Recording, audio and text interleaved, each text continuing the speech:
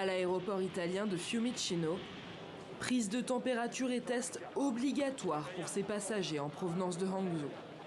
Pour chaque voyageur venu de Chine, l'Italie exige un test négatif, comme désormais la France, l'Espagne, l'Angleterre et les États-Unis, mais aussi la Corée du Sud, l'Inde, le Japon, la Malaisie et Israël.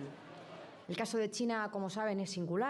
cas de la Chine est unique. La politique zéro Covid menée jusqu'à présent et l'interruption brutale des restrictions, ainsi que la faible immunité de la population due à de faibles taux de vaccination et au fait que le virus est peu circulé en raison de cette politique zéro Covid, génère actuellement des niveaux élevés de transmission.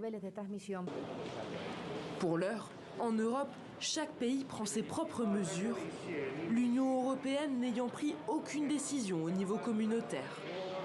Le Centre européen de prévention et de contrôle des maladies a jugé injustifié un dépistage généralisé dans l'Union.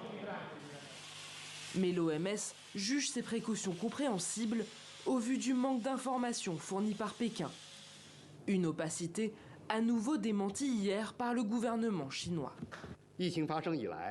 Depuis le début de l'épidémie, la Chine a partagé les informations et les données pertinentes avec la communauté internationale, y compris l'OMS, de manière ouverte et transparente. À l'aéroport de Pékin jeudi, les voyageurs chinois étaient compréhensifs face à la mise en place de ces précautions. Je peux comprendre les politiques de dépistage des voyageurs en provenance de Chine. Est-ce que ces politiques me ciblent excessivement? Eh bien, on a beaucoup de cas positifs et le taux des infections est assez haut parmi la population. En France, après avoir présenté leur test négatif, les passagers arrivant de Chine pourront être retestés aléatoirement à leur arrivée.